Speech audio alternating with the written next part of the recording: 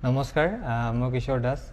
আপোনালোক সকলোৱে জানে যে মই কৰ্কট ৰোগত আক্ৰান্ত হৈ আছোঁ আৰু মই যিহেতু চিকিৎসাৰ কাৰণে বোম্বেত আছিলোঁ, মাজতে গুৱাহাটী গৈছিলোঁ যদি আকৌ মই বিশেষ কাৰণত বোম্বেত আহিবলগীয়া হ'ল। গতিকে মই বোম্বেতে এতিয়া উপস্থিত আছোঁ আৰু ইয়াতে ট্ৰিটমেণ্ট চলি আছে। আৰু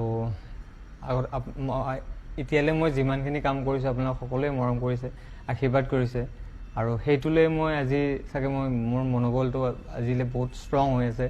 আপোনালোকৰ এই আশীৰ্বাদ পোৱাৰ কাৰণে সাহস পাইছোঁ আপোনালোকৰ পৰা বহুতখিনি। আৰু এইখিনিলৈ মই মোৰ নিজৰ এই ৰোগটোক মই পৰাস্ত কৰিবলৈ মই হেৰি কৰি আছোঁ যিমান পাৰোঁ, কাৰণ মোৰ উইল পাৱাৰটো থাকিলে মোৰ বেমাৰটো মোক হাৰাব নোৱাৰিব। গতিকে মই আপোনালোকৰ যিখিনি মৰম পাইছোঁ, আশীৰ্বাদ কৰিছোঁ, সকলোৰে কাৰণে বহুত বহুত ধন্যবাদ।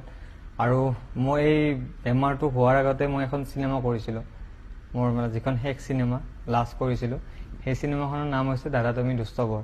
অতি সোনকালে আপোনালোকৰ মাজত আহি আছে আৰু এই চিনেমাখন হৈছে বহুত বেছি হাস্যমধুৰ আৰু ৰোমেণ্টিক হয়। বহুত ভাল পাব আপোনালোকে। মোৰ দৃঢ় বিশ্বাস এইখন চিনেমা চাই আপোনালোক সকলোৱে ভাল পাব আৰু পেচা বাচুল বুলিয়ে ক'ব লাগিব আপোনালোকে যদি চায়। গতিকে সকলোৱে চাব। মোৰ বহুত আশাবাদী চিনেমাখনক লৈ আৰু আপোনালোকে মৰম কৰিব, আশীৰ্বাদ কৰিব, যাতে অনাগত দিনত মই আকৌ নিজৰ কৰ্মস্থানত গৈ আপোনালোকক মনোৰঞ্জন দি যাবলৈ মই সক্ষম হওঁ। ধন্যবাদ।